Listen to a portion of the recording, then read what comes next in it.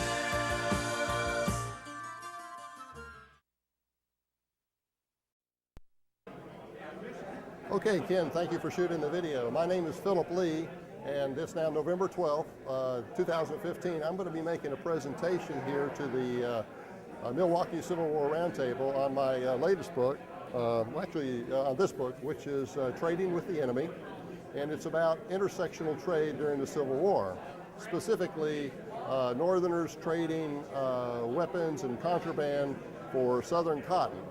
It's generally not known widely that actually about twice as much Southern cotton went to the northern states during the Civil War as went through the blockade to Europe. Though this is the topic of my speech here tonight to the Milwaukee Civil War Roundtable. This book was published in 2014. It's available at Amazon, Barnes & Noble, and as I say, many fine bookstores. My most recent book is Lee's Lost Dispatch and Other Civil War Controversies. This book was published in 2015, and what I've done is I've taken a look at 10 controversies. The Lost Dispatch at the Battle of Antietam is only one of them, but what's different about this book's coverage of that topic and many others is instead of focusing on how the order was found and what happened after it was found, although we cover that, but we also put some emphasis on trying to understand how it got lost and who was responsible for losing it.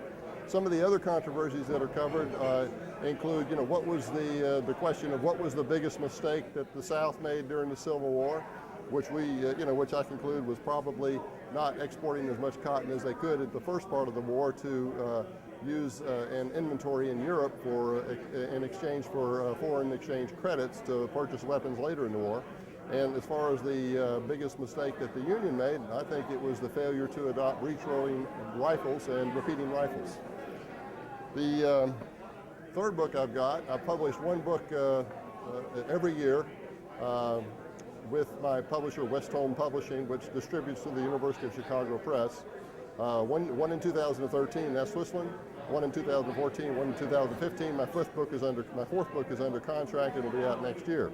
This one is Company H. It's the familiar memoir of Private Sam Watkins of the 1st Tennessee Regiment. But what's different about this one versus all the others is that it has my own personal annotations in it.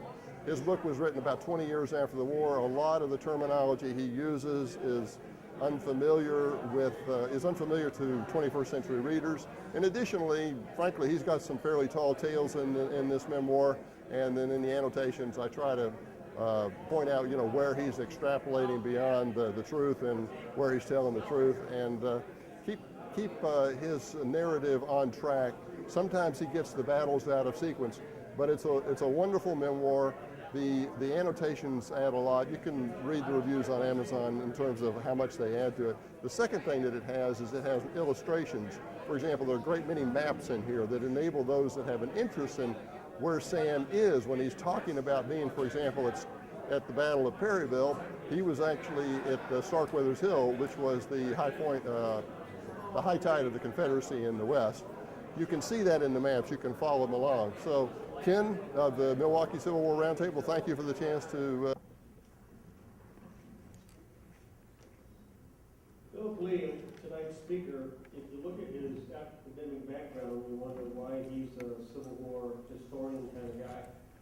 but when you think he was playing with gray soldiers and blue soldiers back in the 50s, and living in Little Rock, and the blue soldiers were his team, you kind of get an idea that he's been interested for a long time.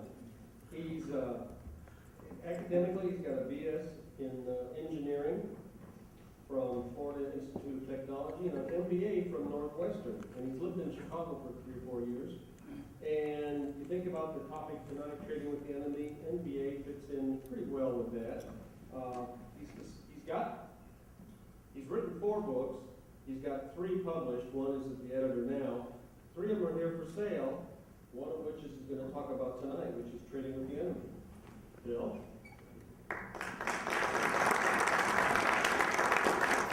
Okay. So what you want to do is you want to get the chair? That takes it backwards. This takes it forward.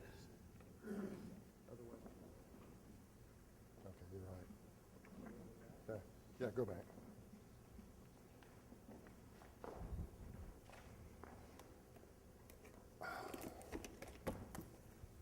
Thank you, Frank. Thank you, Frank. Is the volume level good back there? Can you hear me in the back okay? Everybody, you can't hear me? How about now? Better. Okay. And on Yep, this? that's Okay. fine. I appreciate the introduction. Let me just arrange things here just a second. I'm new as an author. My first book was published in 2013, second 2014, third one this year, fourth one will be published next year. And it reminds me of a story that Mark Twain told before he was famous. And I don't know if I'll be famous, but before he was famous, he went out to Nevada and started writing for the newspapers out there, and it was one way of avoiding the Civil War. But eventually he started to get famous out there, or he started to get some notoriety, and he was asked to be guest speaker at a banquet. There was much a banquet like this in some town out in Nevada, I believe, and someplace like Virginia City that was going through the silver boom. And the mayor and everybody was drinking a lot before he got up to speak. And the mayor, by the time he got up to introduce Mark Twain, he said, "Well, you know, I'm here to introduce our guest speaker tonight. Is a fellow named Mark Twain, and I really only know 2 things about him. One is he's never been in jail, and 2 is I don't know why." On June 7th, 1863, the day before Robert E. Lee attended a cavalry review before starting his second northern invasion that culminated early the following month at the Battle of Gettysburg, the Confederate commerce raider Clarence forced the U.S. flag Alfred H. Partridge to stop off the North Carolina coast. The raider anticipated that Partridge would be the second of an eventual string of 21 prizes. Normally, seized merchant ships were burned or used to transport previously captured crews to a safe harbor.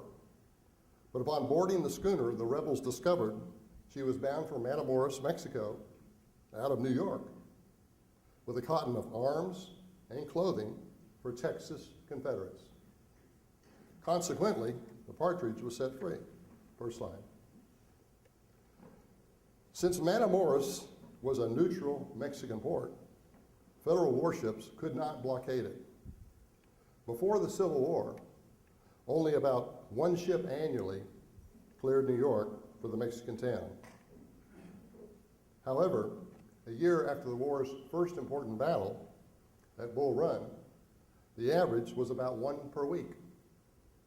Ships to Matamoros were also cleared from Boston, Philadelphia, and other New York northern harbors. Cargoes included a multitude of northern-made items that would have been considered contraband if shipped directly into the Confederacy. They encompassed weapons, munitions, and military uniforms, among other articles. For Yankees willing to arm the Confederacy for a profit, Matamoros was little more than a legal fig leaf to cover dubious, if not treasonable, conduct. Slide 2, please. In exchange, Southerners provided cotton from fields as far away as Arkansas, Louisiana, and East Texas. They typically loaded wagons with 20 bales and set out in caravans over crude trails ending in Brownsville, Texas, across the shallow Rio Grande from Matamoros. En route, teamsters were vulnerable to unpredictable water shortages and attacked by hostile Native Americans and outlaws of all types. Next to specie, which is gold and silver coins, cotton was the most acceptable international exchange medium available to Americans, whether in the Union or the Confederacy. Adroit, clever, and sometimes ruthless contraband for cotton traders accumulated fortunes in Matamoros and Brownsville. One example was Connecticut-born Charles Stillman, who sold rebel cotton at Matamoros to buyers in the northern states, including the United States government. After the war, Stillman was one of the wealthiest of Americans. Before two of his granddaughters married into the Rockefeller family, he was a major shareholder in New York's National City Bank. His son, a grandson, and a great-grandson each served as National City's board chairman. The great-grandson, next slide, James Stillman Rockefeller, held the post as late as 1967, and he lived until 11 years ago, 2004. Presently, the bank is known as Citicorp. Despite its legal circumvention advantages, Matamoros was a comparatively minor part of Civil War intersectional trade. More often, the exchange was directly across enemy lines. The practice became important in the spring of 1862, about a year after the opening shots at Fort Sumter,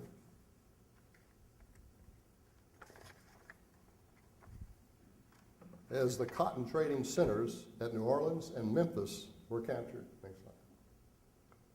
When Union Major General Benjamin Butler arrived in New Orleans with 15,000 occupation troops in May of 1862, his net worth was about $150,000. But 6 years later, it was over $3 million. Although the lawyer general was too shrewd to incriminate himself, there is little doubt that the gain was primarily achieved by trading with the enemy. By the summer of 1862, Major General William T. Sherman at Memphis complained that northern traders were buying southern cotton for gold, which he believed the rebels next used to buy weapons in the Bahamas and even at Cincinnati. A few months later, Major General Ulysses Grant captured Confederate cavalry in northern Mississippi, armed with modern carbines, purchased at occupied Memphis. Ladies also participated in such trade and were sometimes especially effective. They were generally held less accountable for violations, and soldiers were hesitant to physically search them.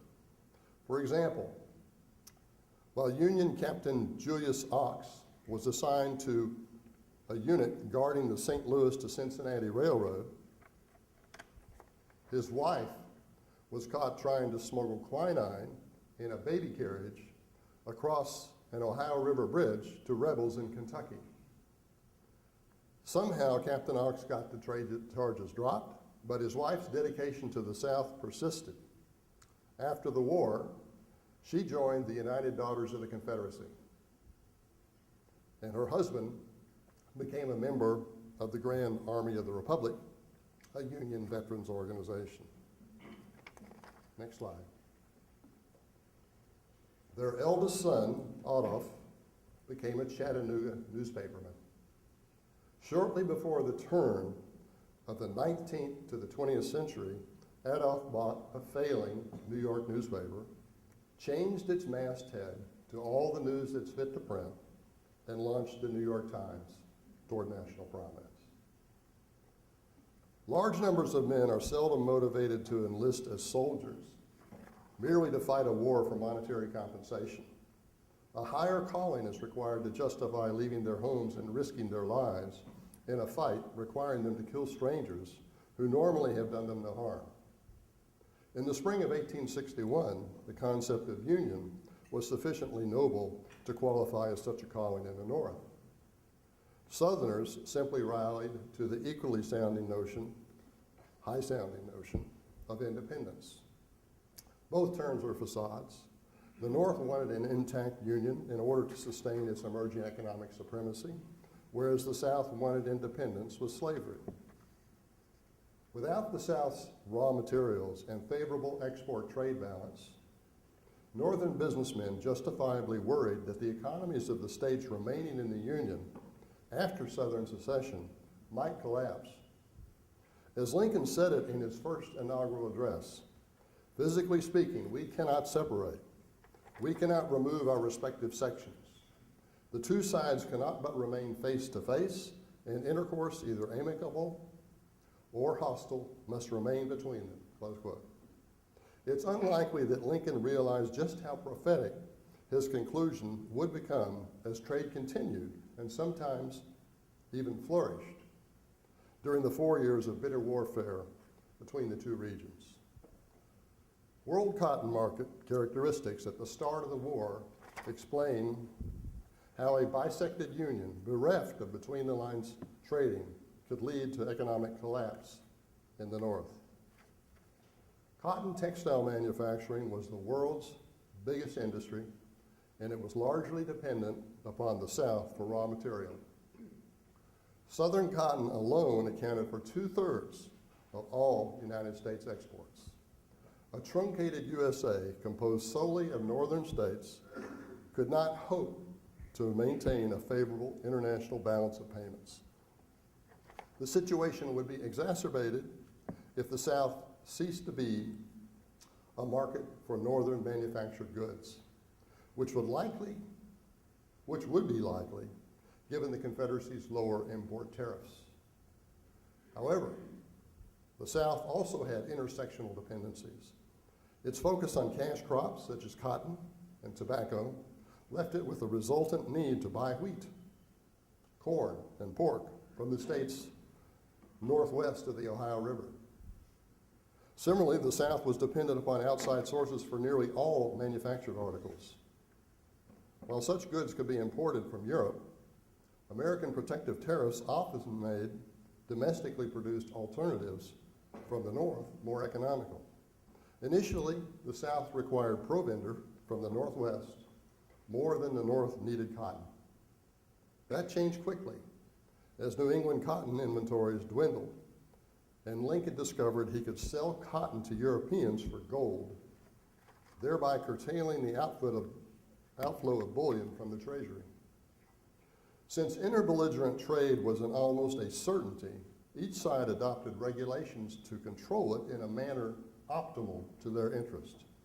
Generally, President Davis looked the other way out of necessity, whereas Lincoln looked the other way out of policy. While the Confederate Congress tried to restrict shipments of specific commodities such as cotton into the North, it never outlawed trade with the states remaining behind the Union. It was silent on the matter of imports because the necessities of life were often more readily available to Southerners on the far side of enemy lines than through the blockade. Next slide. Lincoln's regulations were more convoluted due to conflicting interests. Prohibition on trade would leave destitute whites and former slaves in the federally occupied regions of the Confederacy with no means of economic support. But less altruistically, New England mills wanted feedstock to keep their factories running and their workers employed. For diplomatic reasons, Lincoln wanted enough cotton to slip out of the country to avoid a cotton famine in Europe that might otherwise provoke old world intervention in the American War.